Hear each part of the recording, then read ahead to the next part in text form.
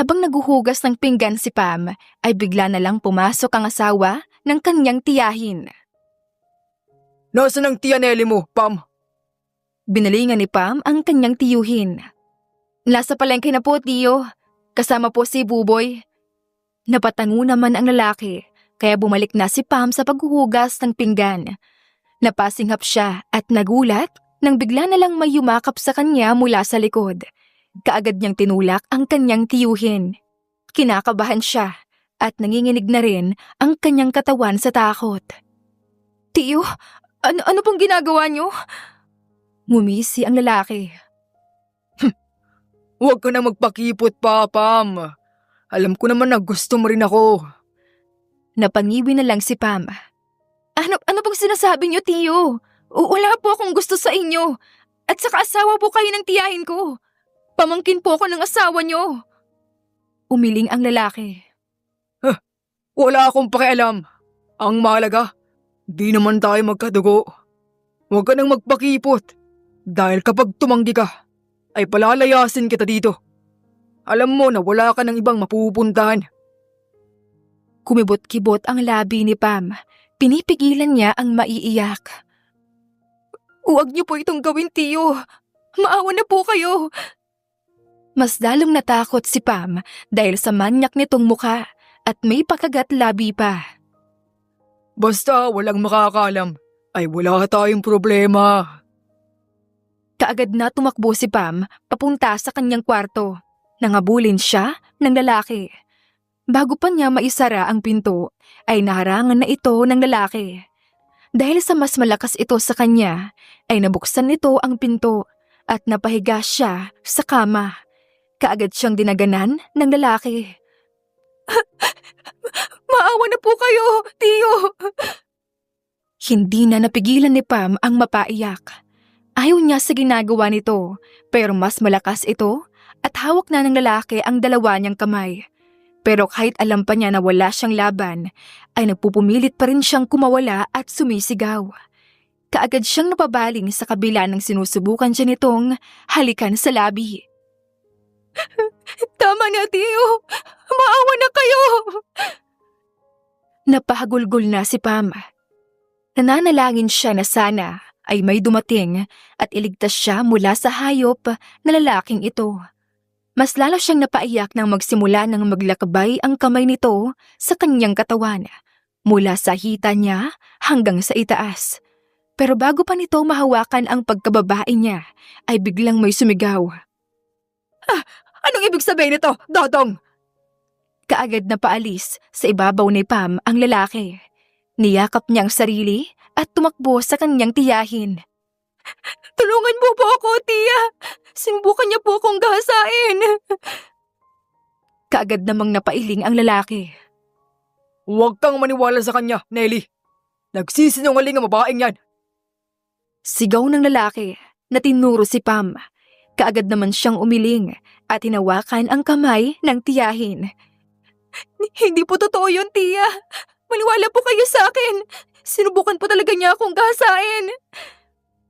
Lumapit naman ang lalaki sa asawa nito at hinawakan ang kamay nito. Huwag kang maniwala sa kanya, mahal. Alam mo naman na ikaw lang ang mahal ko. Kaya bakit ko siya papatulan? Ang totoo nga, ay matagal niya na akong inaakit. Gusto niyang mag-away tayo para maging kanya ko. Gustong masuka ni Pam sa pinagsasabi nito. Hindi ba ito nasusuka sa sinasabi nito? Sa pangit nito ay aakitin niya? Ano naman ang mapapala niya kung aakitin niya ang gurang na ito? Totoo ba yan? Kaagad namang tumango ang lalaki. Oo, mahal. Alam mo naman na ikaw lang ang mahal ko. Sabi ng lalaki habang hinahaplos ang mukha ng asawa. Galit namang tumingin kay Pam ang tiyahin. Umiiyak siyang umiling. Huwag po kayong maniwala sa kanya, tiya. Hindi ko po magagawa yun. Imbes na maniwala kay Pam ang tiyahin niya, ay sinampal pa siya nito. Hayop ka! Pagkatapos kitang patirahin sa pamamahay ko? Pakainin at bihisan? Ito ang igaganti mo sa akin? Aakitin mo pang asawa ko at sisirain mo pang pamilya ko? Malandi ka! Hindi pa nakontento ang tiyahin ni Pam sa sampal. Kinaladkad siya ng babae papalabas ng bahay habang hila-hila nito ang buhok niya. Umiiyak naman siya habang hawak ang buhok niya. Sumasakit kasi ang anit niya sa paghila nito. Lumayas ka dito! Wala kang utang na loob! Hindi ko kailangan ng anay sa bahay ko! Malakas na itinapon si Pam ng tiyahin niya sa labas ng bahay. Nakatingin na rin sa kanila ang mga kapitbahay nila. Huwag ka nang bumalik dito! Lumabas naman si Dodong na dala ang mga damit ni Pam. Itinapon ito ni Nelly sa pagmumukha niya. Manang-mana ka talaga sa nanay mo! Masyadong malandi, kaya nabuntis ng maaga! Kahit wala na ang nanay mo, ay perwisyo pa rin siya dahil iniwan ka niya sa akin. Dapat talaga ay hindi na kita kinupkop! Hala! Umalis ka na sa pamamahay ko! Ayoko nang makita ang pagmumukha mo! Kinuha ni Pam ang mga gamit niya at inilagay sa bag. Huwag niyo po akong palayasin! Alam niyo naman po na wala na akong ibang mapupuntahan! Wala akong pakialam! Basta, lumayas ka dito! Aagawin mo pa sa akin ang asawa ko! Alis! Wala nang nagawa si Pam dahil malakas na sinara ng tiyahin niya ang pinto. Nakakarinig naman siya ng mga bulong-bulungan. Kaya naman, kinuha na lang niya ang mga damit niya at umalis na lang kaysa naman pagtsismisan pa siya. Umiiyak siya habang naglalakad. Hindi niya alam kung saan na siya pupunta. Wala na siyang ibang kamag-anak na mapupuntahan dahil simula nang mamatay ang ina niya ay kung saan-saan na lang siya nakikitira. Pero hindi rin siya nakakatagal dahil binubugbog lang siya ng mga tiyahin at tiyuhin niya. Huli na niyang kamag-anak si Nelly at ngayon na napalayas na siya ay hindi na niya alam kung saan pupunta. Biglang bumuhos ang malakas na ulan kaya dali-dali siyang nagisilong sa isang tindahan. Niyakap na lang ni Pam ang kanyang sarili. Bakit ba naman kasi iniwan siya ng mag-isa ng ina? Hindi rin naman niya kilala kung sino ang ama niya. Dahil simula pagkabata ay wala na siyang kinikilalang ama. Basta ang palaging sinasabi ng ina niya ay mahal siya ng kanyang ama. Sa labas na rin ng tindahan si Pam natulog. Kinabukasan ay naglakad-lakad siya. Hindi niya alam kung saan siya dadalihin ng kanyang mga paa. Napahawak siya sa kanyang tiyan dahil nagugutom na rin siya. Wala rin naman siyang pera dahil kahit kailan ay hindi siya binibigyan ng pera ng tiyahin. Habang naglalakad ay may nakita siyang matanda na naglalakad at natumba ito. Kaagad niya itong nilapitan at tinulungan. "Lolo, ayos ka lang ba? Sandali lang po. Maupo muna kayo." Tinulungan ni Pam ang matanda na maupo sa gilid lang ng daan. "Ayos lang po ba kayo? Bakit ba kasi naglalakad lang kayo ng mag-isa? Sa edad niyo pong yan ay dapat may kasama na po kayo palagi. Teka, uminom po muna kayo ng tubig." Aalis na sana si Pam para bumili ng tubig para sa matanda pero napatigil siya nang maalala niya na wala pala siyang pera na pambili. Napakamot na lang siya sa ulo.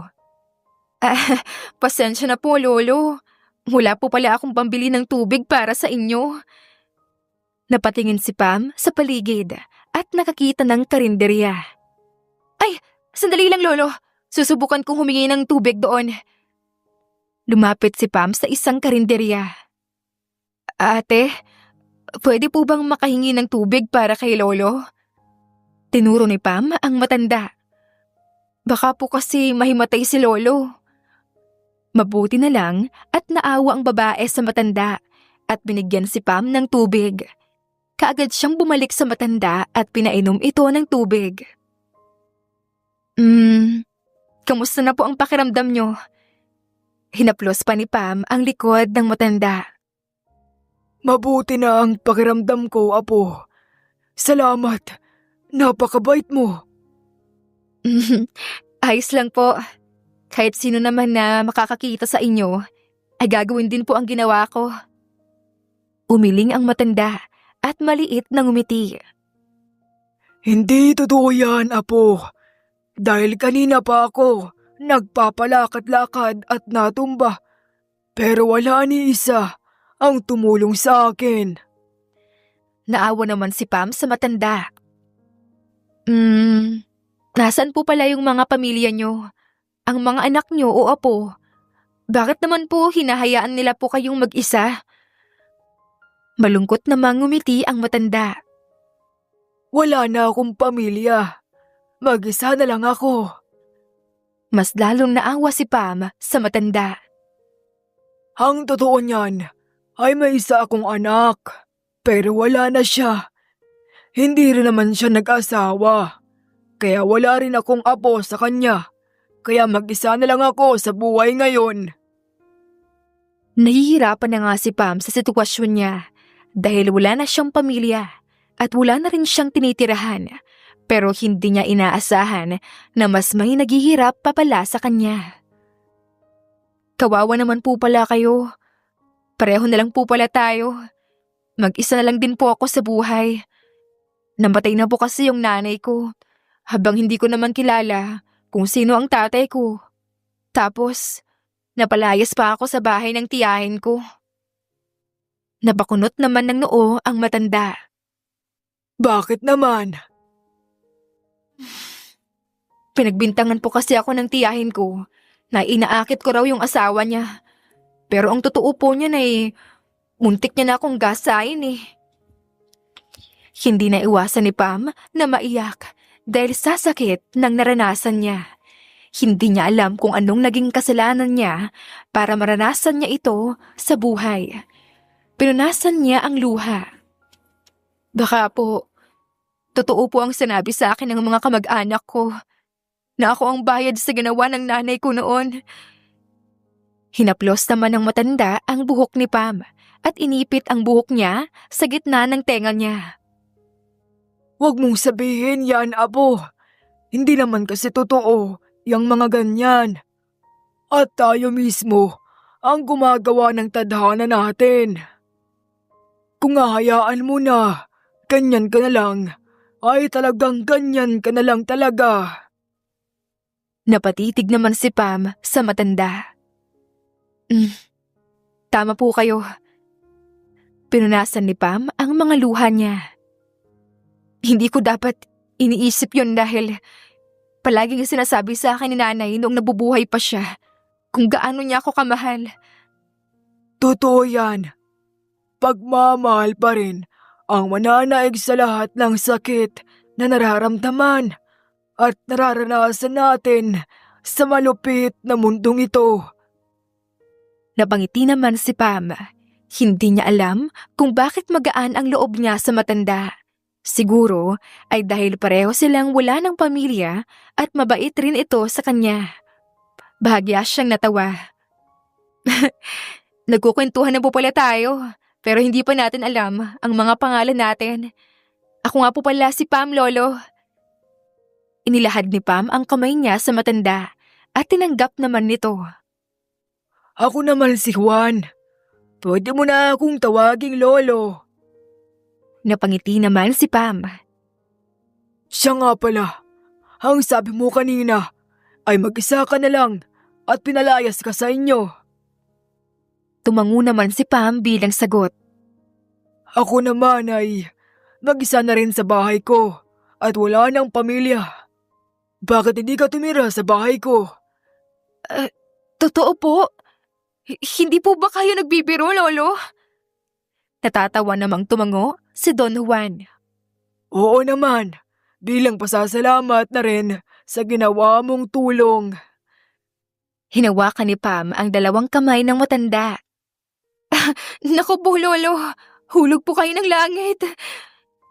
Siguro po, kayo na po ang pinadala ng Diyos sa akin para tulungan ako. Ngumiti naman ang matanda. Tara na! Tumango naman si Pam at inalalayan ang matanda. Sumakay sila sa tricycle at nagpahatid sa bahay ng matanda.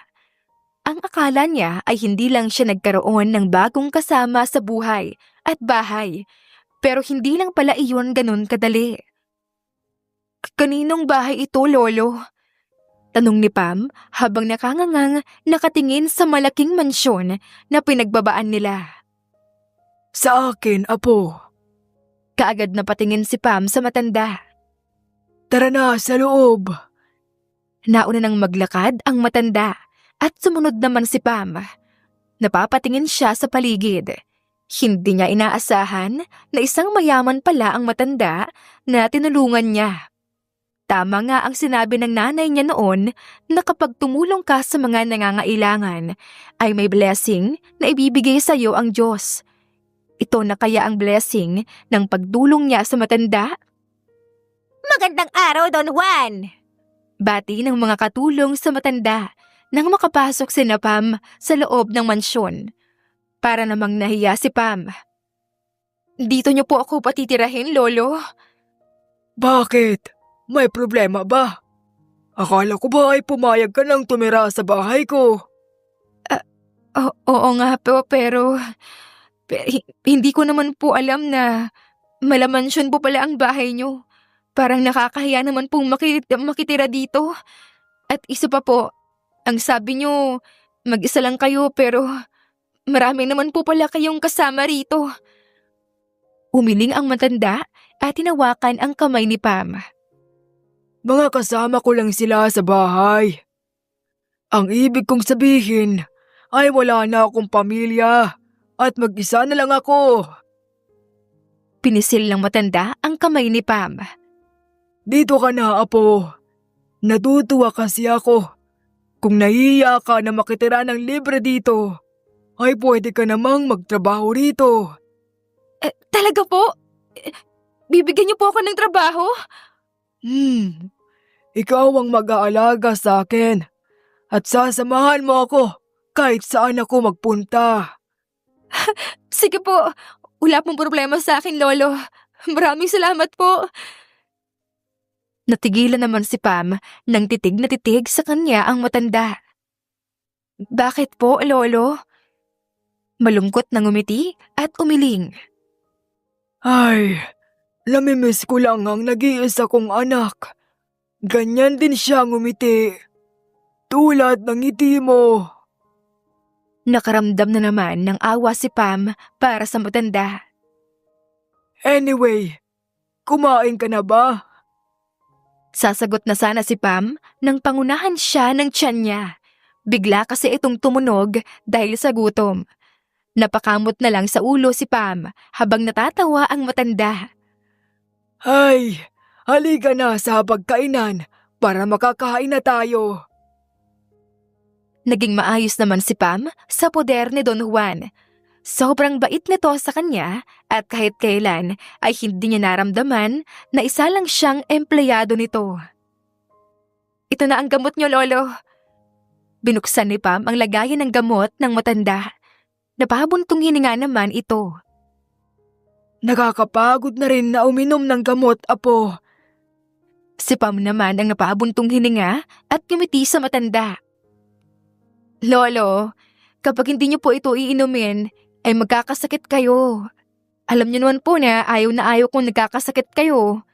Kayo na nga lang po yung tinuturing kong pamilya ko. At papaano na lang ako kung pati kayo ay mawala? Suminghot-singhot pa si Pam para makonsensya ang matanda. Ay, sige na nga. Pasalamat ka at malakas ka sa akin. Malaki ang ngiti ni Pam na binigay sa matanda ang gamot nito. Ayan, napakagaling naman talaga ng lolo ko. Napapailing na lang ang matanda. Sus, binobola mo lang ako eh. Hindi naman makapaniwala na nakatingin si Pam sa matanda. Binobola? Kailan ko pa kayo binobola, Aber? Nagtawa na naman silang dalawa. O siya, Lolo. Ilalagay ko na muna sa kusina itong mga pinagkainan nyo. Tumango naman ang matanda. Kumain ka na ba? Kinuha na ni Pam ang tray. Kakain pa lang po ako ngayon, Lolo. Sige, huwag kang magpapagutom. Kahit na may mga bit-bit, ay sumaludo si Pam. Yes, sir. Natatawang napailing na lang ang matanda, kaya naman lumabas na ng kwarto si Pam. Dumiretso na siya sa kusina at nilagay ang mga pinggan na pinagkainan ng matanda. Hinugasan na rin niya ito. Andiyan na naman yung babae. Kung makaasta, ay akala mo apo siya ng matanda.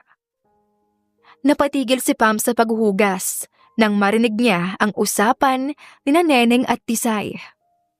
Oo nga, kung makaasta, ay akala mo apo siya. Eh napulot lang naman siya ng matanda sa daan. Kung makatawag ng lolo sa matanda. Natawa na lang si Neneng. Iba talaga kapag makapal ang mukha. Baka akala niya ay siya ang magiging tagapagmana ng matanda, lalo na at siyang nag-alaga dito. Umasa siya. Mabait lang ang matanda sa kanya. Pero kahit kailan ay hindi natin magiging amo ang isang katulad niya. Kapag talaga yun mangyari, ay hindi talaga ako magdadalawang isip na umalis dito. Pinili na lang ni Pam na huwag pakinggan ang mga sinasabi nila at hindi napatulan pa ang mga ito. Anong ginagawa niyo dyan? Bakit nagchichismisan kayo? Tapos na ba kayo sa mga trabaho niyo? Napayuko sina Neneng at Tisay nang dumating si Manang Esther. Pasensya na po, Manang.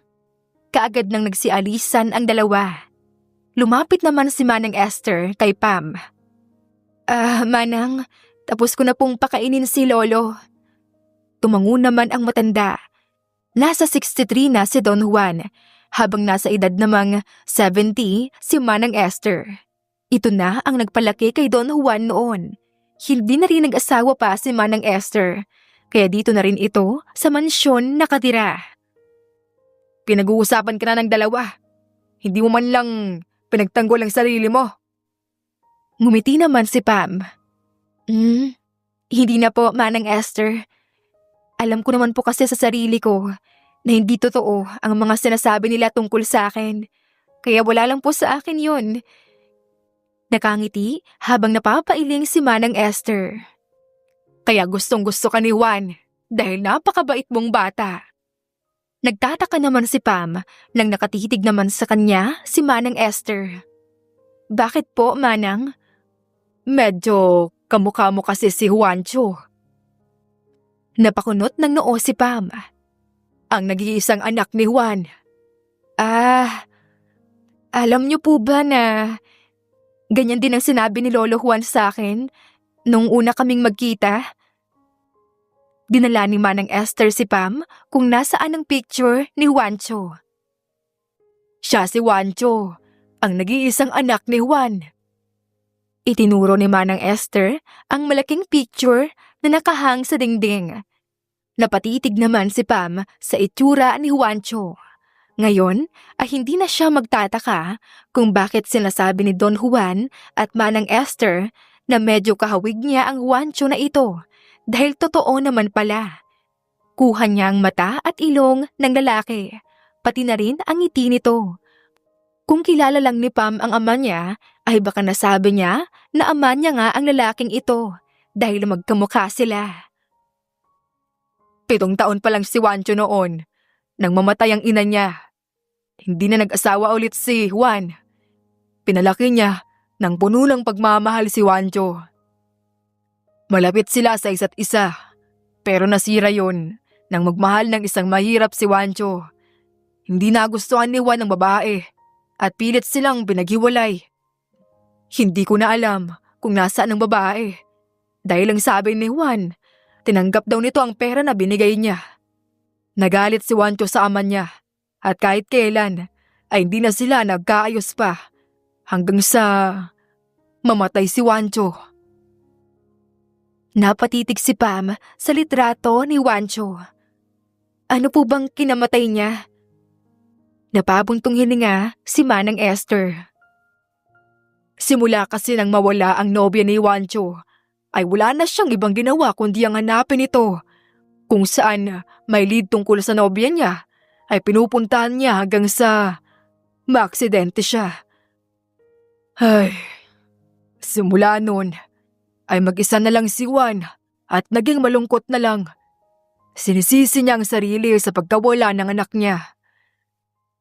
Napatitig na lang si Pam kay Juancho.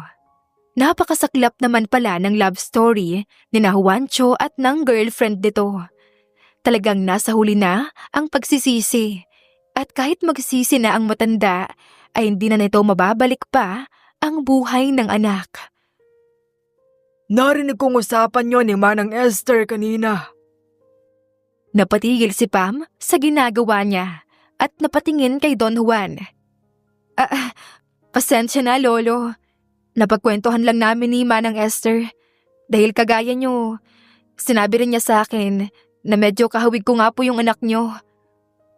Napabuga ng malakas na hangin si Don Juan. Alam mo, Pam, nagsisisi ako na hindi ko sinuportahan ang anak ko sa pag-ibig niya. Prinotektahan ko lang naman siya sa babaeng yun.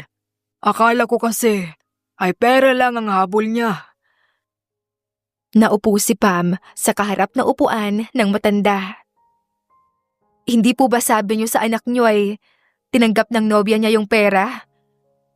Bahagyang natawa ang matanda. Yun ang pinalabas ko para makalimutan na ng anak ko ang babaeng iyon. Pero nagkamali ako. Hindi niya tinanggap ang pera at nawala na lang siya ng parang bula. Napabuntong hininga ang matanda. Siguro, kung hindi ko sila hinadlangan, ay baka masaya na sila ngayon kasama ang mga anak nila. Hinawakan ni Pam ang kamay ng matanda. Sigurado po ako na kung saan man ngayon yung anak niyo, ay napatawad niya na kayo kasi mahal niya kayo. Ngayon ay naiintindihan na niya kung ano yung ginawa niyo. Nagawa niyo lang naman yun dahil mahal niyo siya. Napaiyak naman ang matanda. Salamat, Apo. Salamat kahit papaano ay gumaan ang bigat na nararamdaman ko na ilang taon ko ring dinala. Huwag po kayo mag-alala, Lolo. Ako po ang magiging apo niyo at magiging pamilya niyo habang buhay. Mula na rin naman po akong pamilya at mapupuntahan ay aalagaan ko na lang po kayo. Hinaplos ng matanda ang mukha ni Pam. Napakabait mo talaga, Apo. Para kang si Juancho mag-alaga. Ngumiti lang si Pam sa matanda. Kaya siguro ipinagtagpo sila ng matanda ay dahil kailangan nila ang isa't isa. Dahil alam ng Diyos na mula na silang ibang kapamilya.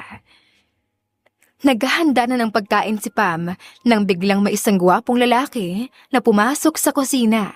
Nagulat siya nang makita ito, lalo na at ito ang unang beses na makita niya ang lalaki.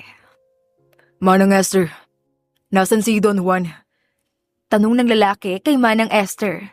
Napatingin ang lalaki kay Pam, dahilan para mapalunok siya ng mariin. Seryoso kasi ang mukha nito at mukhang kakain ng tao dahil sa halos magkadikit na nitong mga kilay. Ikaw pala yan, Simon. Kailan ka ba dumating? Lumapit ang lalaki kay Manang Esther at nagmano dito. Ngayon lang, Manang Esther. Kaawaan ka ng Diyos, Apo. Nasa kwarto niya si Juan, akyatin mo na lang. Maliit na ngumiti ang lalaki at bumaling pa kay Pam bago tuluyang umalis. Lumapit siya kay Manang Esther. Manang, sino ang lalaking yun? Naghiwa naman ng mansanas ang matanda. Ah, yun ba? Siya si Simon Divina Gracia, ang abogado ni Juan. Napatango naman si Pam.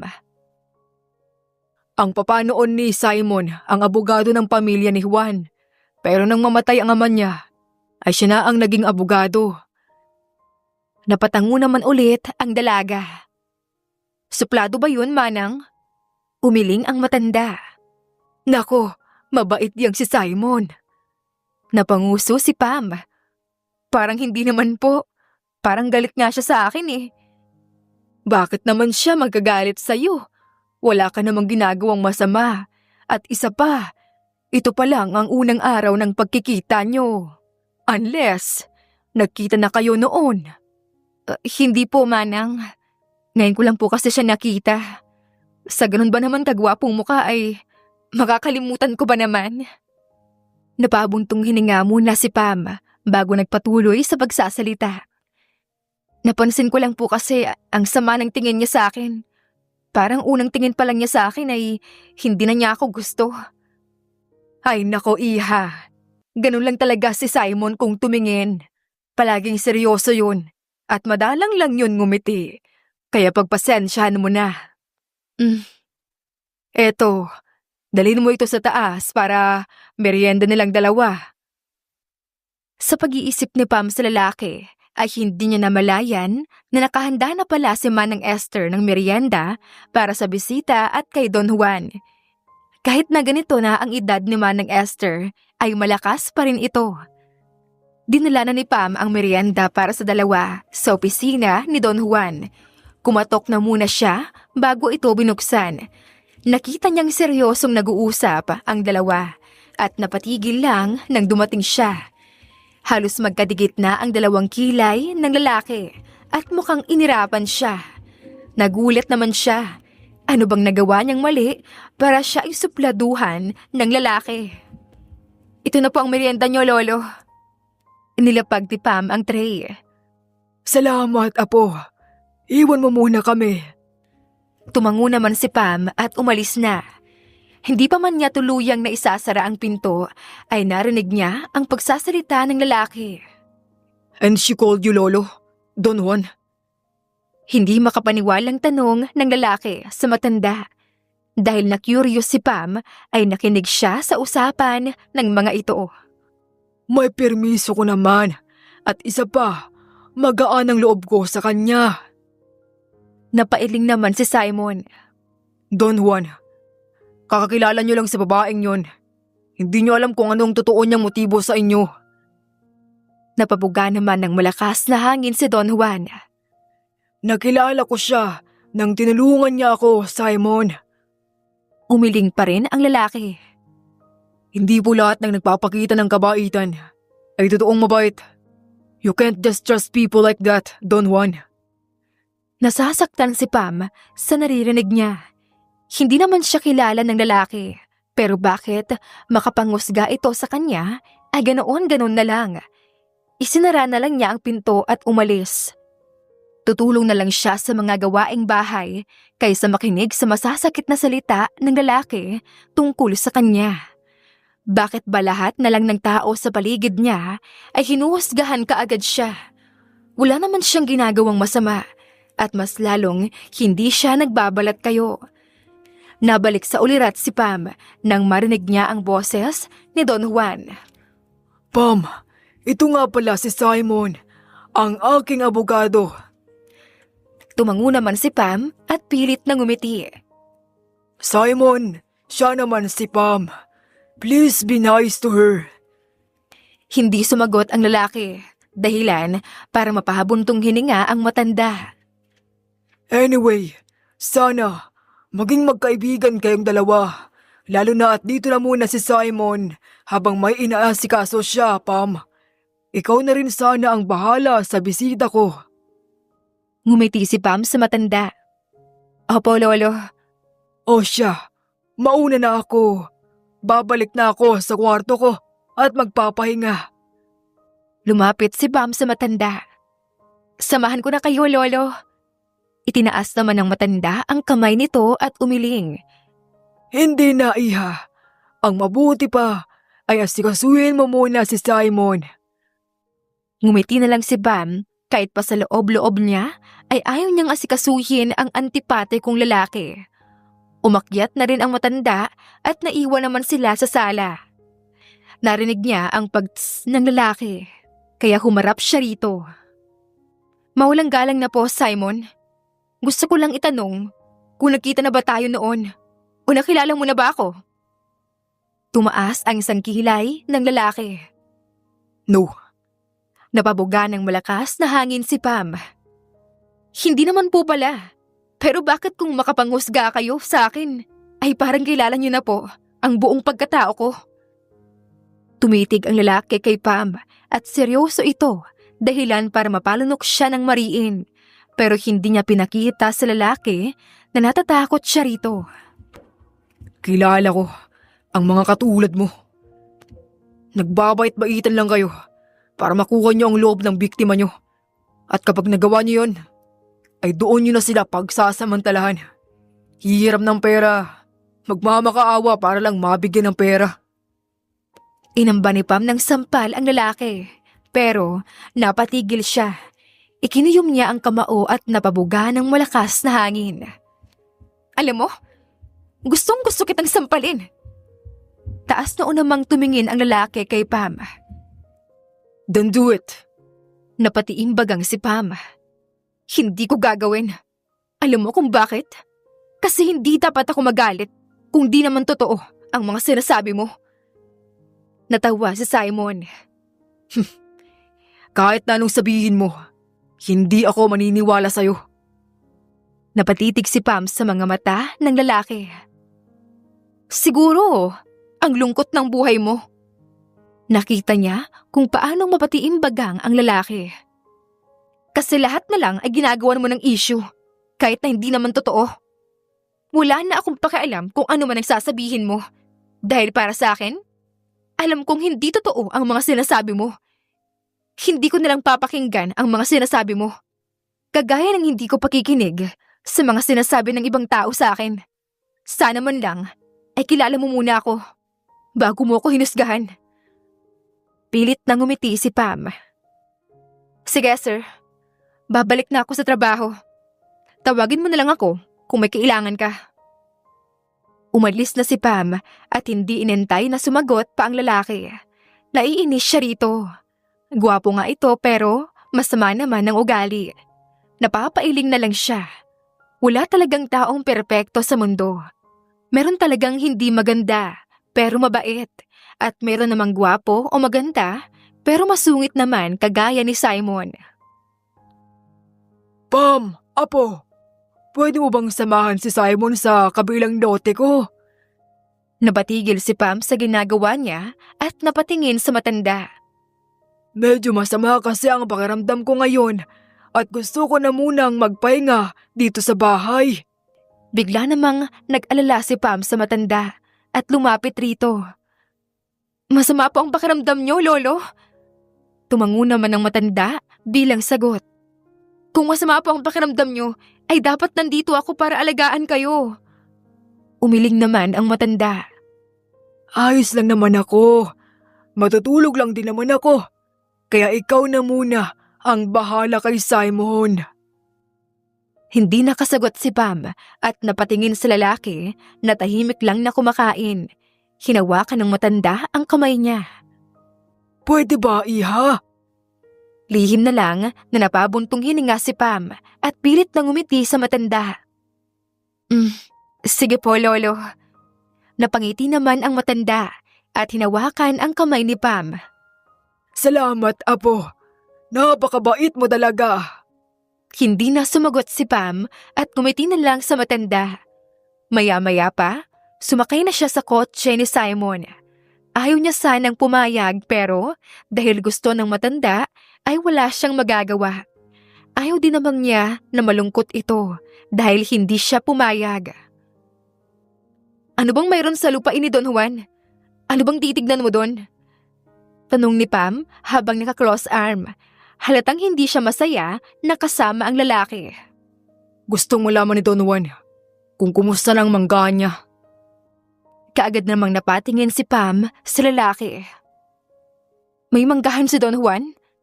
Tumangulang ang lalaki at hindi man lang siya binalingan. Nakatutok lang ito sa daan. Wow, hindi ko alam. Maliban kasi sa malaking bahay niya, ay wala na akong ibang alam na pagmamay-ari niya. Kahit nga negosyo niya ay wala akong alam. Sabagay, wala naman talaga akong alam sa pagmamay-ari niya. Dahil nasa mansyon lang naman niya ako palagi at hindi lumalabas. Binalingan muna ng lalaki si Pam at muling tumingin sa daan. Anong ibig mong sabihin? Hindi ka ba nagde-day off? Umiling ang dalaga. Binigyan naman ako ni Don Juan ng day off. Pero hindi naman ako lumalabas. Wala rin naman kasi akong pamilya na mauuwian. Hindi na ulit nagtanong pa ang lalaki. Hanggang sa makarating sila sa manggahan. Napamangha si Pam nang makita na marami itong bunga. Nagkukulay yellow na ang mga mangga. Mula dito hanggang doon, ang pagmamay-ari ni Don Juan. Itinuro ni Simon kung hanggang saan ang manggahan ni Don Juan. Namamanghaman si Pam ay nagtataka pa rin siya. Bigla siyang napatingin sa lalaki. Teka, bakit mo ba sinasabi sa akin to? Hindi naman nakasagot ang lalaki, dahilan para mapatango si Pam. Alam ko na. Sinasabi mo to sa akin para alam ko kung gaano kalaki ang mamanahin ko kay Don Juan, kung saan ang kayamanan niya. Sinasabi mo to sa akin para alam ko kung gaano kalaki ang mamanahin ko kay Don Juan, kung saan ang kayamanan niya. Napailing na lang si Pam. Hindi ba't sinabi ko na sa'yo na hindi ako interesado sa kayamanan ni Don Juan? Kaya ako nasa tabi niya dahil kailangan niya ako. Umikot ang mga mata ni Pam. Huwag mo ngang sirain ang araw ko. Maganda na sana kanina. Sinira mo pa. Nauna nang umalis si Pam bago pa tuluyang masira ang araw niya. Tumitingin lang siya sa mga mangga. Ngayon lang siya nakakita ng manggang hinog na nasa puno pa. Talagang napakaganda naman nitong tignan. Kulay berde ang mga dahon habang dilaw naman ang mga prutas. Lumapit si Pam sa isang bunga na kaya niya lang abutin. Kuya, pwede ko po ba itong kunin? Tatanggi na sana ang lalaki nang makita nito na papalapit si Simon at tumango. Ngumiti ang lalaki kay Pam.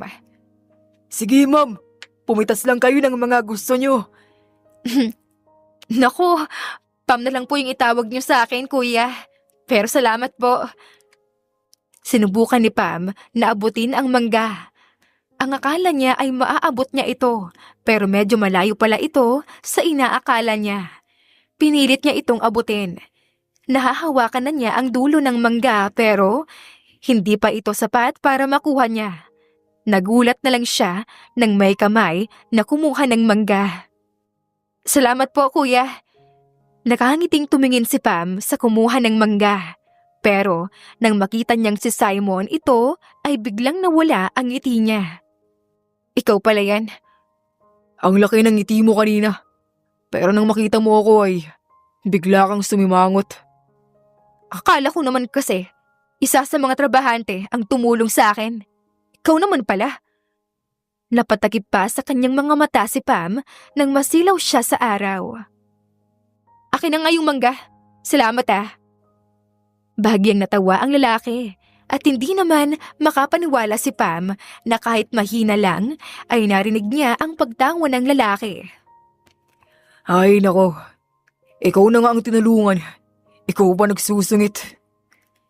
Pilit na ngumiti si Pam sa kanya.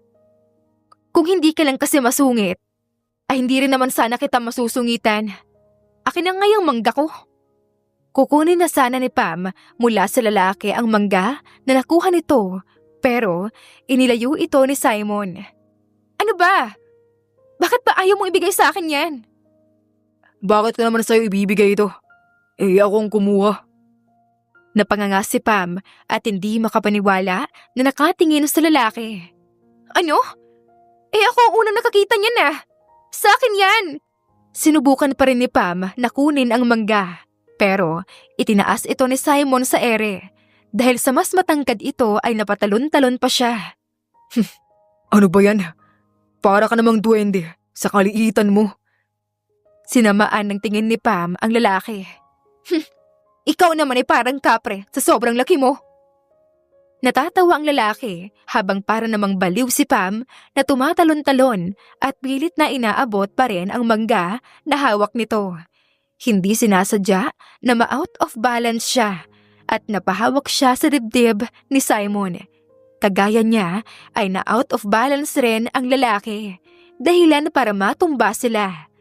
Nanlaki ang mga mata ni Pam nang ma-realize niya na hindi lang ang mga katawan nila ang magkadikit, kundi pati ang mga labi nila. Kagaya niya ay hindi rin nakagalaw ang lalaki.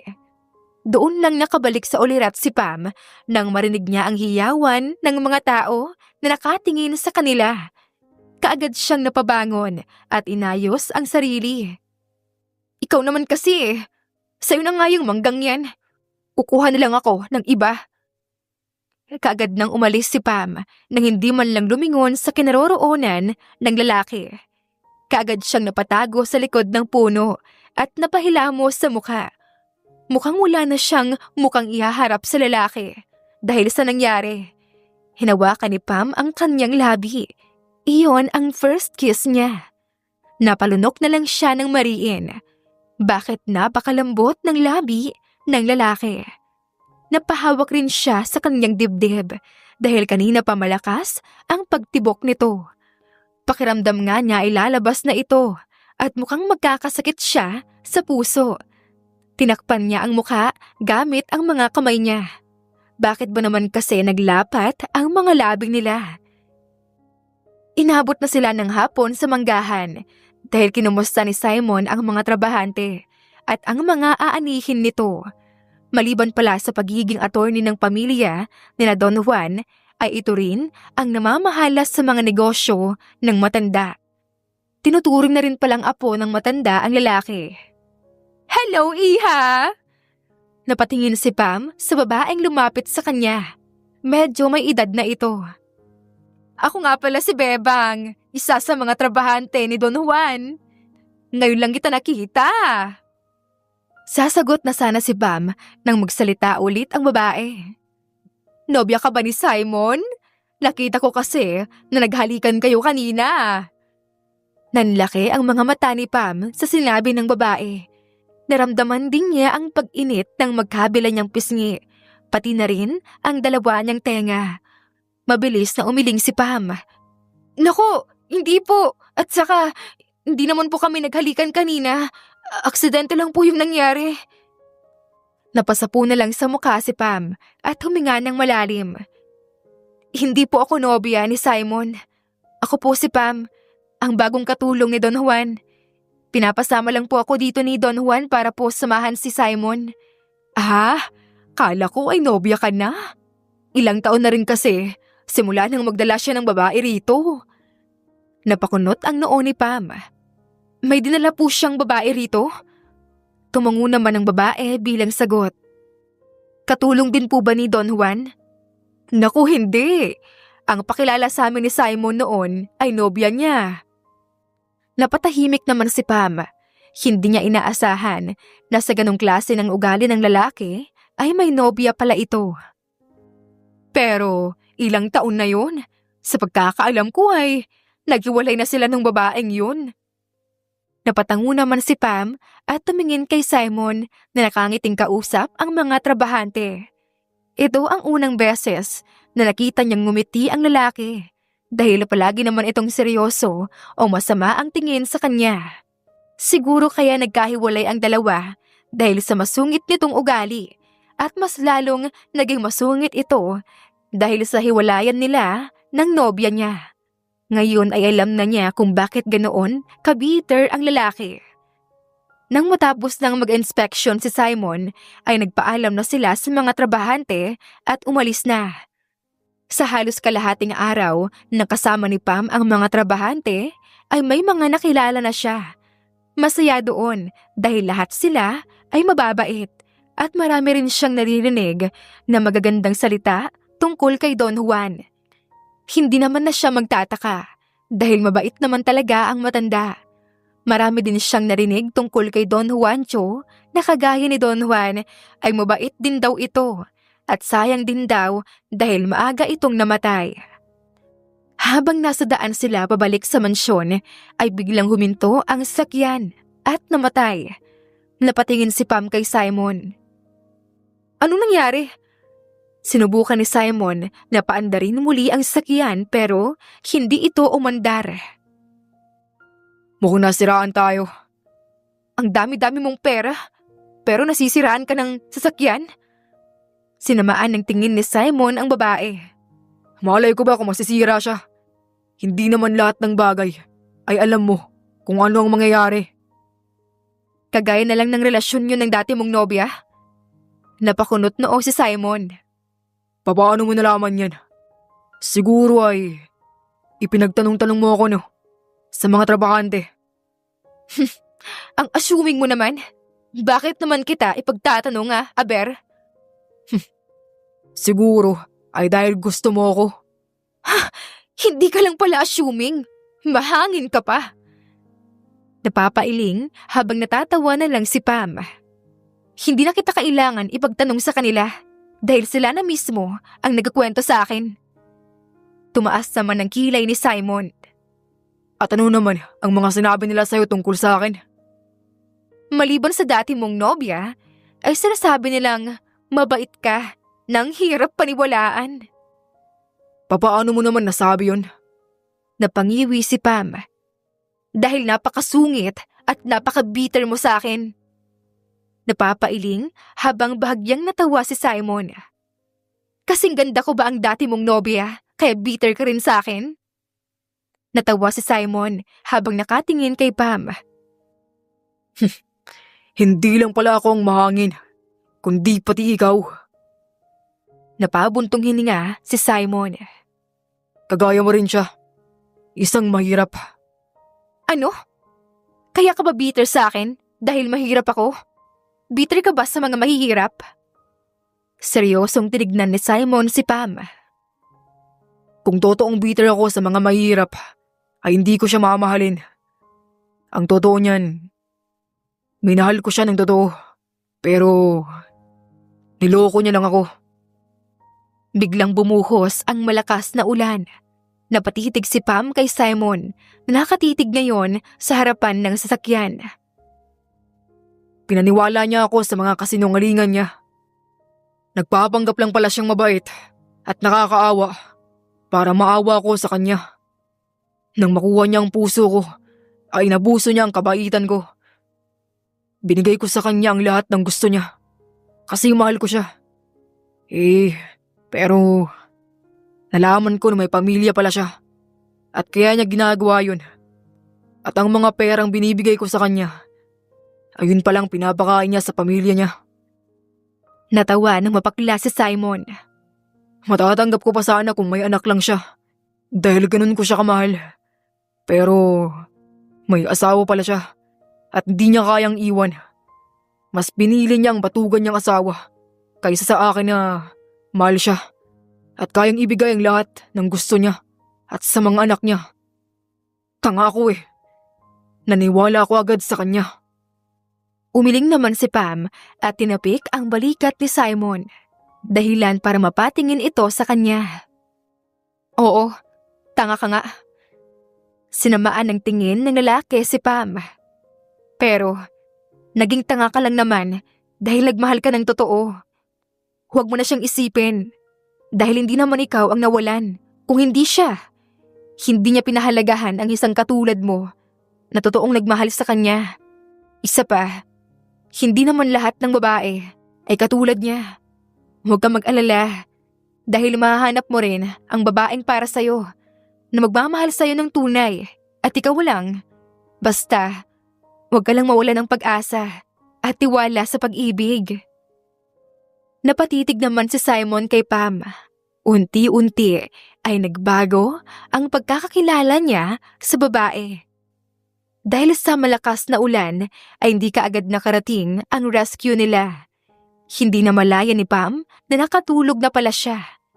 Napatingin si Simon kay Pam nang umungol ito.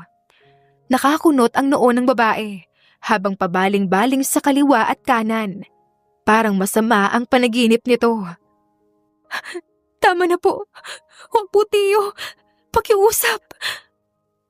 Biglang nataranta si Simon dahil sa paulit-ulit na sinasabi ng babae sa panaginip nito. Parang may taong nananakit sa babae sa panaginip niya at humihingi rin siya ng tulong. Niyugyug niya ang balikat ng babae para magising ito. Medyo matagal pero nagising din ang babae. Nagsisigaw ito ng magising at lumalayo sa kanya. Wag, please.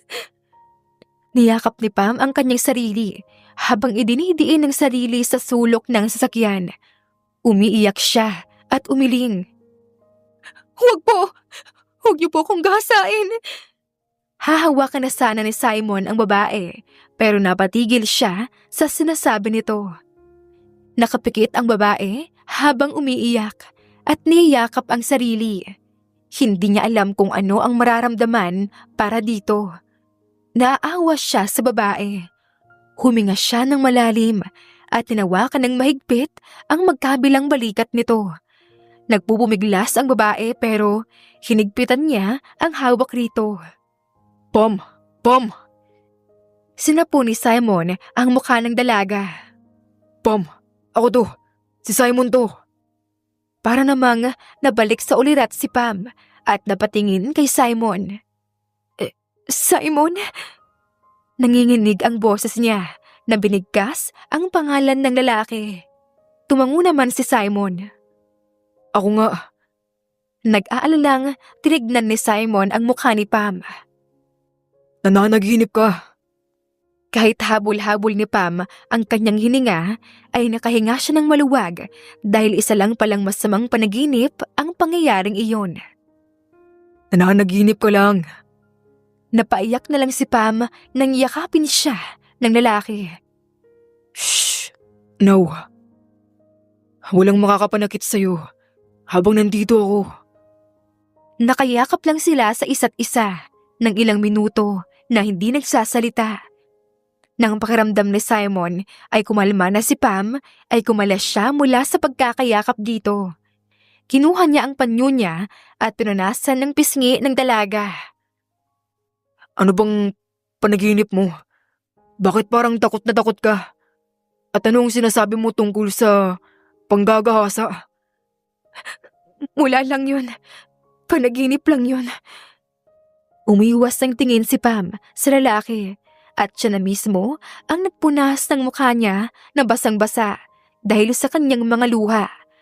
Ayaw niyang malaman ng ibang tao ang karanasan niya noon, lalo na sa parte na muntik na siyang maghahasa. Baka ano pang isipin ng ibang tao sa kanya. Baka isipin pa ng mga tao na isa siyang maruming babae. Dahil sa nangyari sa kanya noon ay nagkaroon siya ng trauma. Magtatanong pa sana si Simon tungkol sa napaginipan niya dahil hindi siya naniniwala na isa lang iyong ordinaryo na panaginip na nangyari sa kanya. Pero hindi na niya nagawa dahil tumigil na ang ulan at dumating na rin ang magre-rescue sa kanila. Hanggang sa dumating na nga sila sa mansyon ay hindi pa rin nagsalita si Pam. Dumiretso na siya sa kanyang sariling kwarto. Ano nangyari kay Pam? Bakit parang nagmamadali yatang pumasok sa kwarto niya? Tanong ni Manang Esther nang mapalapit ito kay Simon. Bago pa man makasagot si Simon sa tanong ng matanda, ay may narinig siyang bulong-bulungan. Ano na naman kayang drama ng babaeng yun? Umiling naman si Nene. Ay nako, for sure, ay nagpapaawa lang yan. O kaya naman ay nagpapakute lang kay Sir Simon. Nagtawanan sina Nene at Tisay. Masama naman ang tingin ni Manang Esther sa kanila. Ayan na naman kayo sa mga tsismisan nyo. Maghanda na nga kayo ng hapunan. Napayuko naman ang dalawang katulong at nagmamadaling umalis. Napabuntong hininga si Manang Esther. Pagpasensyahan mo na ang dalawang katulong na iyon. Wala na talagang ginawa ang dalawang iyon, kundi ang pagtsismisan si Pam. Napapailing ang matanda. Kung ano-ano na lang na masasakit na salita ang sinasabi nila kay Pam, na hindi pa nga nila kilala si Pam. Napakabait kaya ng batang yun. Bigla namang nakaramdam ng konsensya si Simon dahil ganoon din ang ginawa niya. Hinusgahan niya ang babae nang hindi man lang ito kinilala. Tumingin si Simon sa matanda. Manang, gaano mo po kakilala si Pam? Ngumiti si Manang Esther sa lalaki. Gusto mo bang magkape, iho? Mukhang mahaba-haba kasi ang pagkukwentuhan natin. Tumango na lang si Simon at sumunod sa matanda papunta sa kusina. Pinagtimpla siya nito ng kape. Hindi pala kwento si Pam tungkol sa buhay niya. Pero dahil pinaimbestiga siya ni Juan, ay nalaman namin kung ano ang nakaraan niya. Ulila na pala siya sa mga magulang. Nang mamatay ang ina niya, ay kung kani-kanino na lang siyang kamag-anak na pupunta. Hindi rin siya nagtatagal sa mga kamag-anak niya dahil minamaltrato siya. At nang huling kamag-anak na tinirahan niya, ang asawa ng tiyahin niya ay muntik na siyang gasain. Napatigil sa pag-inom ng kape si Simon dahil nagulat siya sa nalaman. Mabuti na lang ay dumating ang tiyahin niya para hindi matuloy ang masamang balak ng tiyuhin niya. Pero imbes na paniwalaan siya ng tiyahin niya, ay pinalayas pa siya. Dahil naniniwala ang tiyahin niya na hindi iyon magagawa ng asawa niya. Iyon na ang huling kamag-anak na nilapitan ni Pam bago niya nakilala si Juan. Napaisip naman si Simon. Kaya nga awang-awa si Juan kay Pam dahil sinapit niya. Mabait din namang bata si Pam, kaya agad na palapit ang loob ni Juan sa kanya. Napatingin si Simon kay Manang Esther nang hawakan nito ang kamay niya. Kaya sana Simon, huwag mo rin siyang husgahan kagaya ng iba. Hindi naman nakasagot si Simon at mas lalong nakonsensya dahil sa ginawa at pinagsasabi niya sa babae. Nang dumating ang hapunan ay hindi bumaba si Pam, kaya naman napagdesisyonan ni Simon na dalahan na lang ng pagkain ang babae sa kwarto nito. Kumatok na muna siya pero wala siyang nakuhang sagot. Pam, si Simon to. May dala akong pagkain. Nagtataka si Simon at hindi pa rin sumagot ang babae. Sinubukan niyang pihitin ang pinto at hindi ito nakalak. Pam, papasok na ako. Pumasok na si Simon nang wala pa rin siyang makuhang sagot galing sa babae. Madilim ang buong kwarto at mula sa loob ng kwarto ay naririnig niya ang malakas na ulan kasama na ang kulog at kidlat. Kinapa niya ang switch ng ilaw at ini-on ito. Nakita niya si Pam na nakaupo sa kama at yakap-yakap nito ang sariling tuhod. Naririnig din niya ang hikbi ng babae. Kaagad siyang lumapit dito at inilagay ang tray sa bedside table. Pam, ayos ka lang ba? Sinapo ni Simon ang mukha ng babae. Pam, Bigkas niya sa pangalan nito. Napatingin sa kanya si Pam. Simon, natatakot ako. Natatakot ako na baka bigla na lang siyang dumating at may gawin siya na hindi maganda sa akin. look at me, Pam. Wala na siya, okay? Kung sino man ang kinatatakutan mo, ay hindi na siya makakapunta rito. Hindi na siya makakalapit pa sa'yo. Nandito ako at poprotektahan kita. Kumibot-kibot ang mga labi ni Pam. Talaga? Hindi mo ako iiwan? Tumango naman ang lalaki. Biglang napasigaw si Pam nang kumulog ng malakas. Kaagad siyang niyakap ni Simon. Hindi mo kailangan matakot sa kulog, Pam. Lagi mong tatandaan na nandito lang ako. Hindi alam ni Pam kung anong meron sa salita ni Simon at kumalma siya. Medyo nawala rin ang panginginig ng katawan niya. Pakiramdam niya ay ligtas siya at walang makakagalaw sa kanya kapag kasama niya ang lalaki. Habang yakap-yakap ni Pam si Simon ay hindi niya namalayan na nakatulog na pala siya sa bisig nito. Kinaumagahan ay maganda na ang panahon. Naging maganda rin ang tulog ni Pam. Napangiti siya nang makita ang gwapong mukha ni Simon. Napakahimbing ng tulog nito at parang napakabait habang natutulog. Hindi niya maiwasang matawa ng mahina. Idinilat ng lalaki ang mga mata nito. Good morning, Pam. Bati ni Simon nang may ngiti sa labi. Kumusta ang tulog mo? Hindi alam ni Pam kung bakit hindi siya nahihiya na magkatabi silang natulog ng lalaki. Bagkus ay masaya pa siya. Masarap ang tulog ko. Salamat pala at hindi mo ko iniwan kagabi. Nakiusap kasi si Pam sa kanya na huwag siyang iwan hanggat hindi pa siya nakakatulog. Hindi naman niya inaasahan na dito rin pala ito sa kwarto niya matutulog. Sinabi ko naman sa'yo, di ba, na hindi kita iiwan. Bumangon na si Simon. Bumangon ka na riyan at kumain na tayo. Alam kong gutom ka na ngayon dahil hindi ka kumain kagabi. Lalabas muna ako para pumunta sa kwarto ko. Magkita na lang tayo sa pagkainan. Tumango naman si Pam at lumabas na ang lalaki. Napahawak siya sa kanyang dibdib na kanina pa malakas ang pagtibok nito. Meron din palang kabutihang tinatago ang lalaki. Hindi naman pala ito talagang masungit. Siguro ay naging masungit lang ito dahil sa nangyari dito. Bago bumaba si Pam ay pinuntahan na muna niya si Don Juan para kamustahin.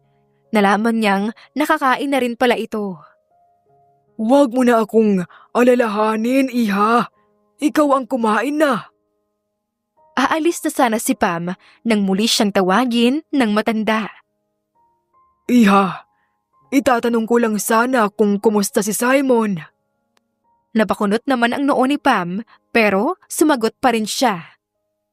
Okay naman po siya, Lolo. Naging maayos naman po ang lakad namin kahapon. Maliban na lang sa nasiraan kami at bumuhos ang malakas na ulan. Hindi yun ang ibig kong sabihin.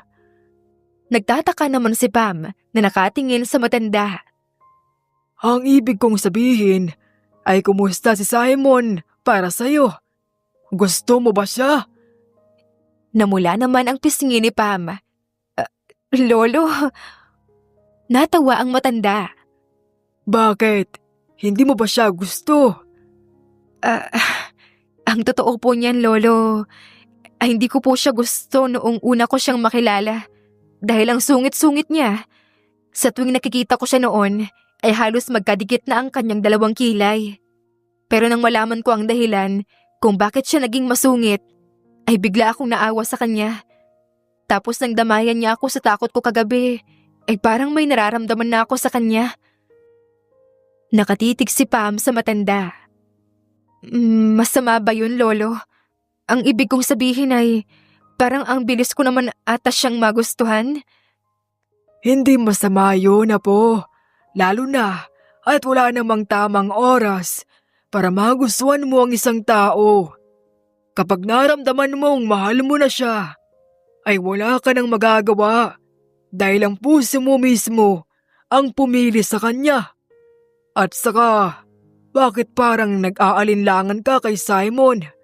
May hindi ba siya magandang nagawa sa'yo? Umiling ang dalaga. Naisip ko lang po kasi na baka hindi pa po siya nakaka-move on sa dati niyang nobya. Hinawakan ng matanda ang kamay ni Pam. Apo, matagal na silang hiwalay.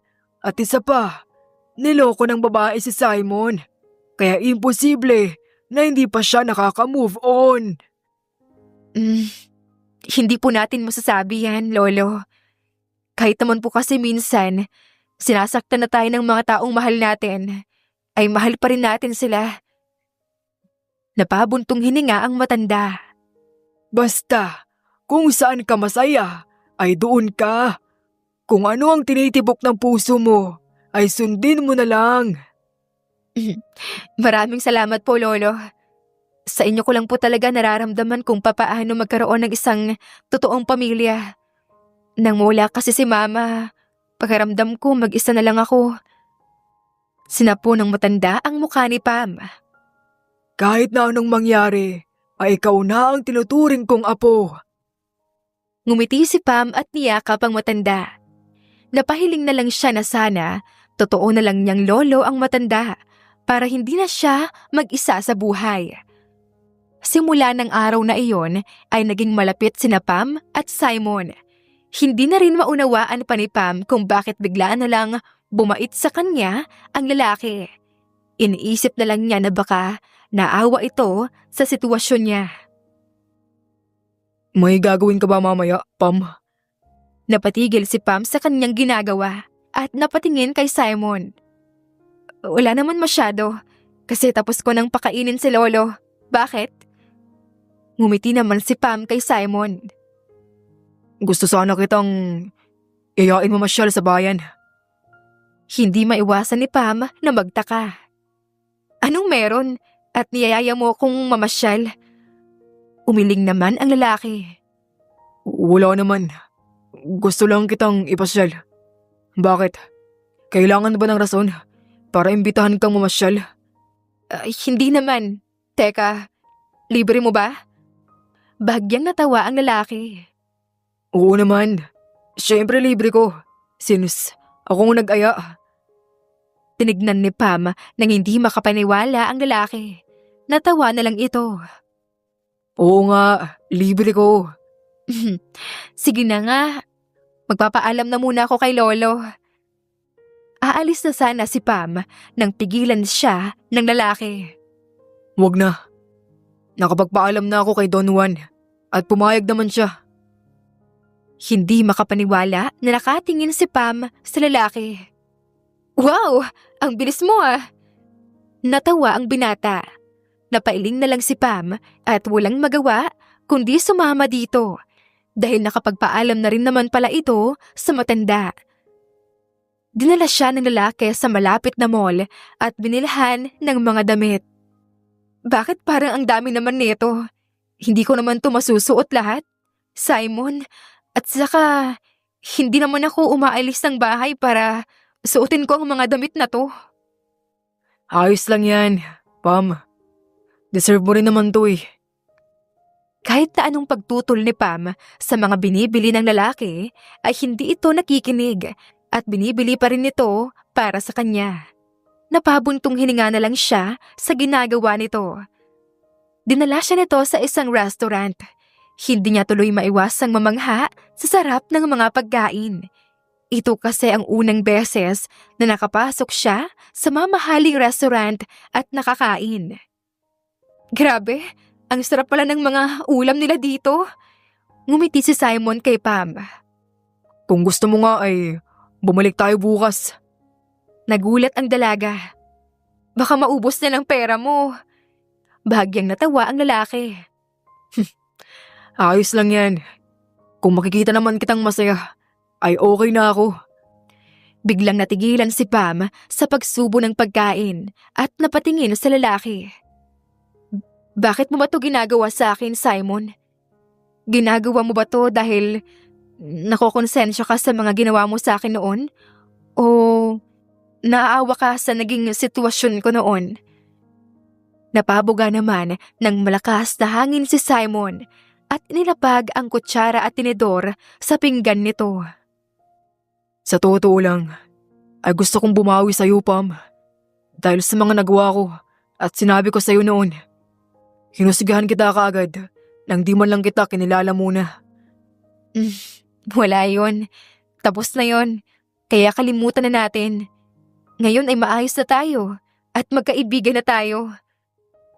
Pero di ko lang to ginagawa dahil lang sa nagawa ko sa'yo. Napatingin si Pam sa kanyang kamay nang hawakan ito ni Simon. Gusto kong malaman mo na gusto ko kita, Pam. Nagulat si Pam sa sinabi nito. Gusto kita dahil mabait ka at matulungin sa mga nangangailangan ng tulong. Nakita ko kung papaano mo tinulungan ang mga trabahante noon sa manggahan at lahat ng pag-aalaga mo kay Don Juan. Noong una hindi ako naniwala sa sinabi ni Don Juan na tinulungan mo siya dahil sa gusto mo. Patawarin mo ako kung nahihirapan ako magtiwala sa'yo noong una dahil sa nangyari sa akin noon. Naiintindihan ko naman. Siyempre, nasira na ang tiwala mo. Kaya alam kong mahirap ibalik yon. Pero magkaiba kami, Simon. Hindi lahat ng babae ay katulad niya. Alam ko. Kaya alam ko magkaiba kayo. Narinig kong pinag-usapan niyo ni Don Juan nung nakaraan. Narinig kong gusto mo ako. Nagulat naman si Pam at namula ang magkabilang pisngi. Bigla siyang nahiya dahil matagal na palang alam ng lalaki na gusto niya ito. Gusto ko malaman mo na matagal na ako nakamove on sa dati kong nobya. Kaya hindi mo na yun dapat ipag-alala. Matagal na yung tapos. At ikaw na ngayon. Pam, ikaw na ngayon ang gusto kong mahalin. Mapagbibigyan mo ba ako? Hindi agad nakasagot ang dalaga dahil ito ang unang beses na may nagtapat sa kanya.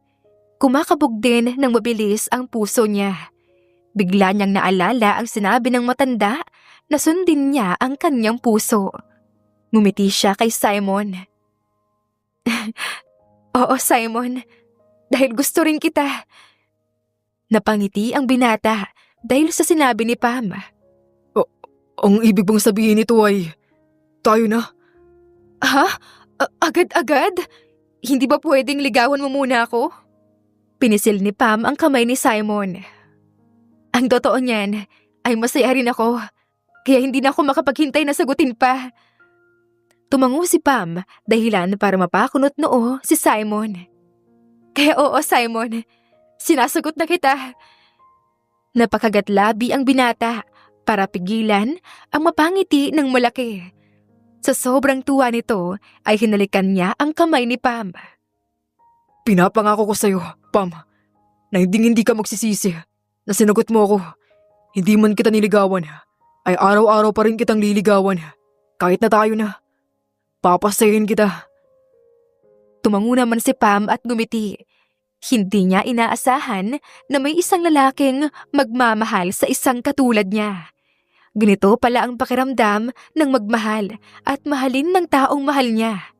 Parang wala ng saya na mapaglalagyan sa puso niya.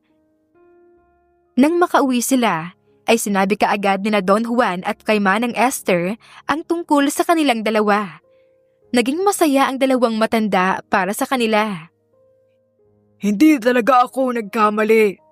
Masaya ako at natupad ang plano ko. Napatingin sa isa't isa, sina Simon at Pam. Bumaling si Pam sa matanda. Plano? Anong plano, Lolo? Ngumiti naman ang matanda. Kaya ako pinabalik si Simon dito dahil gusto kong magkalapit kayo. Nagtataka naman ang dalawa. Dahil gusto ko na ang dalawang taong malapit sa akin ay ang magkatuluyan. Dahil kapag namatay na ako, ay sa inyo ko ipapamana ang lahat ng kayamanan ko. Lumapit naman si Pam sa matanda at hinawakan ang kamay nito. Huwag po sana kayong magsalita ng ganyan, Lolo. Matagal pa po kayong mamamatay dahil mahaba pa po ang buhay niyo. Tinapik ng matanda ang kamay ni Pam. Hindi natin alam kung hanggang kailan tayo sa mundong ito, Apo. Kaya naisip ko na bago kita iiwan, ay hahanapan kita ng lalaking makakatuwang mo sa buhay. At naisip ko ay si Simon. Nakangiti namang bumaling ang matanda kay Simon na lumapit sa kanila. Hinawakan din ng matanda ang kamay ni Simon at ipinatong ito sa kamay ni Pam. Ingatan niyo ang isa't isa. Dahil kapag wala na ako, ay kayo ang magiging sandigan ng isa't isa. Napaiyak si Pam at umiling. Lolo naman, kakasimula pa lang po ng relasyon namin ni Simon. Oo nga naman, Don Juan. Huwag po kayo magsalita ng ganyan. Dahil alam ko na masasaksihan pa ninyo ang pag-iisang dibdib namin ni Pam. Napatingin si Pam kay Simon na ngayon ay nakatingin sa kanya at nakangiti. Maaabutan niyo ba ang magiging apo niyo sa amin? Tumango naman ang matanda. Oo nga naman. Yan ang hinihintay ko. Kaya mas magpapalakas ako para mas makasama ko kayo at makita ko ang mga magiging apo ko sa inyo. Para nang sasabog ang puso ni Pam sa tuwa na nararamdaman niya ngayon. Niyakap niya ang dalawang lalaki na mahalaga na ngayon sa buhay niya. Sana maging masaya sila habang buhay.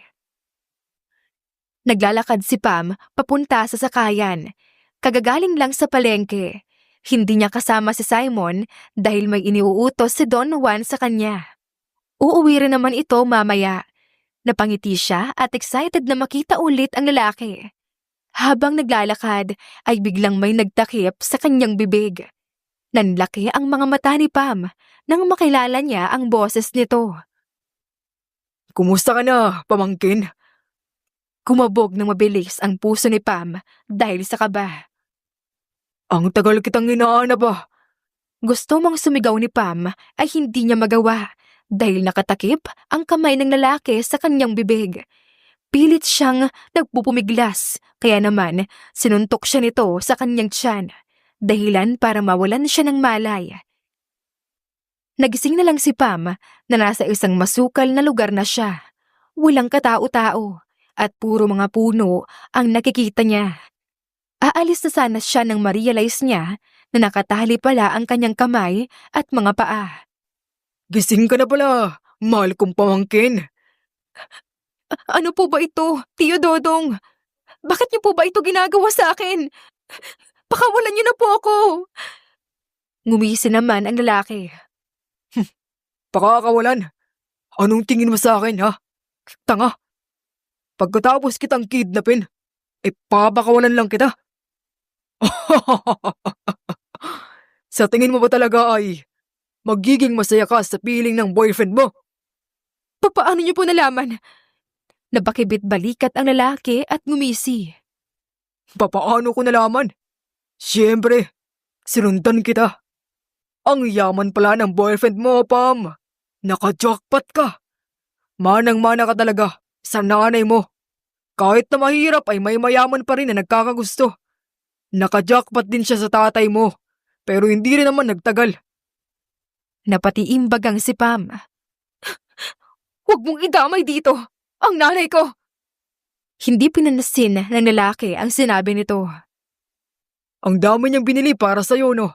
At dinala ka pa talaga niya sa mamahaling restaurant. At anong kapalit nun? Lumapit naman ang lalaki kay Pam at napasinghap siya nang bigla nitong haplusin ang kanyang hita. Itong katawan mo.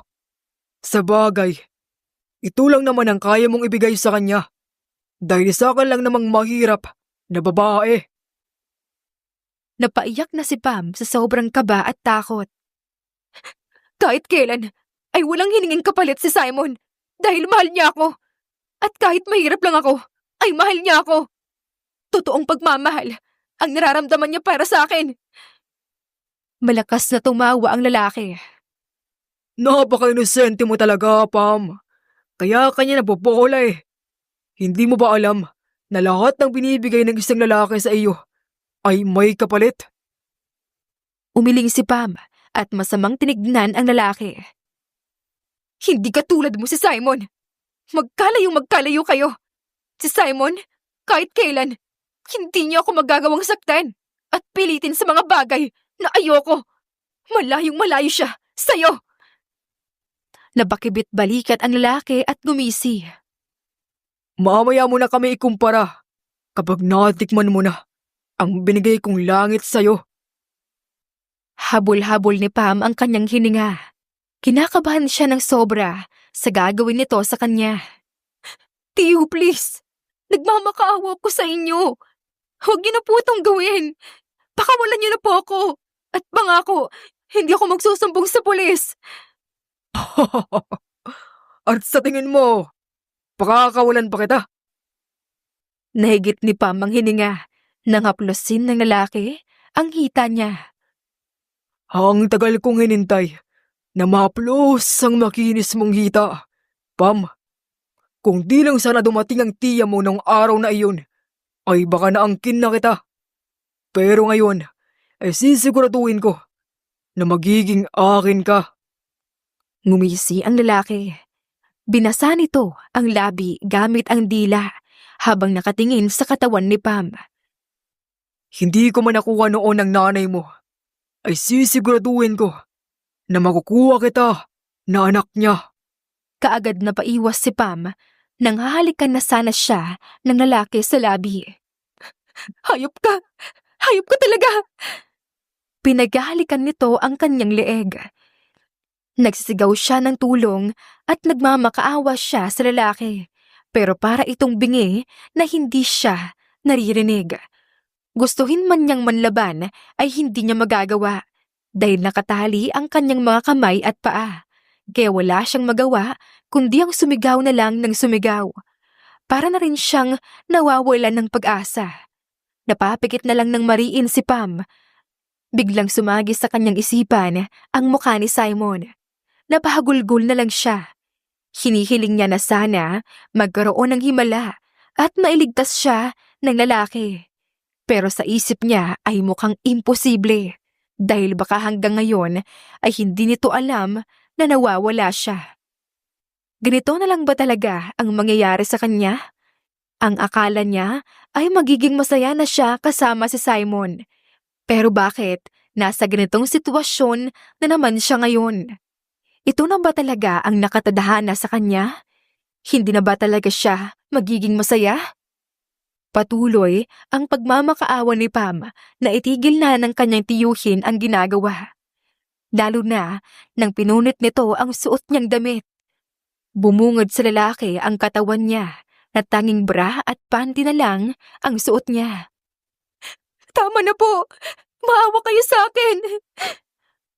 Bago pa mahawakan ng lalaki ang katawan ni Pam, ay biglang dumating si Simon at sinuntok ang lalaki. Hayop ka! Simon! Sa sobrang galit ni Simon ay pinagsusuntok niya ang lalaki hanggang sa mawalan ito ng malay. Pinigilan naman ito ng mga pulis na kasama ng lalaki. Napaiyak si Pam nang magtagpo ang mga mata nila ni Simon. Kaagad na lumapit sa kanya ang lalaki at pinasuot sa kanya ang suot nitong jacket.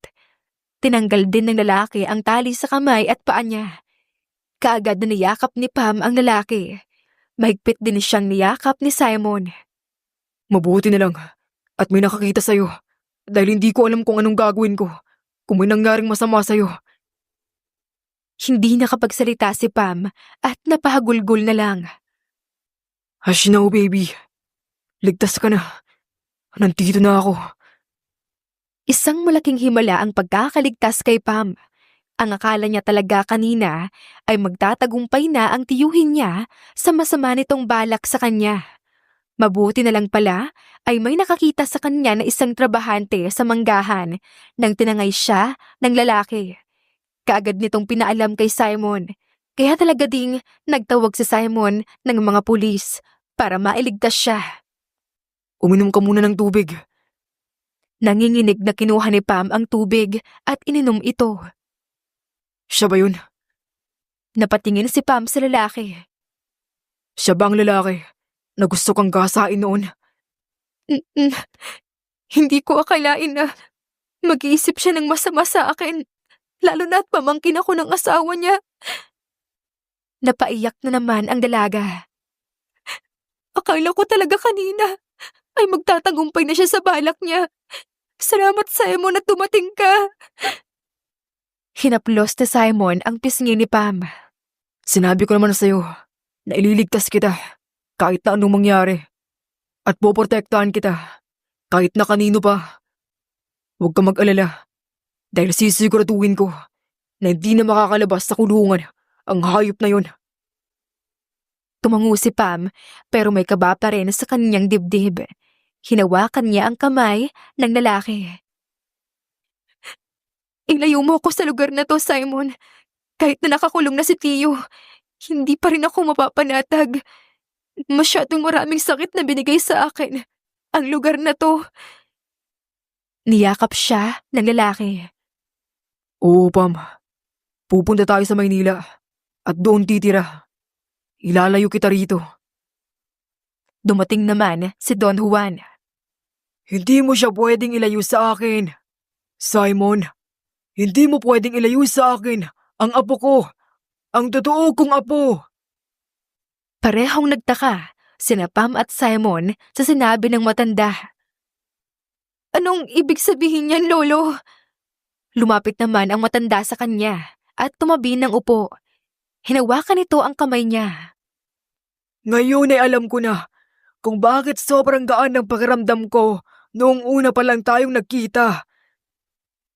Nalilito naman na nakatingin si Pam sa matanda. Dahil totoo pala kitang apo. Ho! Nakangiting tumango ang matanda. Ikaw ang nag-iisang anak ng anak kong si Juancho. Napapailing si Pam at naguguluhan. Pati si Simon ay naguguluhan na rin. Teka, Don Juan, papaano nangyari yun? Napabuntong hininga ang matanda. Kagaya nga ng sinabi ko noon, nang mawala ang nobya ni Juancho, ay hindi siya tumigil sa paghahanap sa nobya niya. Kinausap ko ang private investigator na kinuha ni Wancho at doon ko nalaman ng tungkol sa nobya niya. Nalaman ko na lang na nabuntis pala ang babae nang umalis siya. Kaya naman pinahanap ko siya. Matagal din bago siya nahanap ng private investigator. Pero isang masamang balita ang sinabi niya sa akin dahil matagal nang patay ang babae.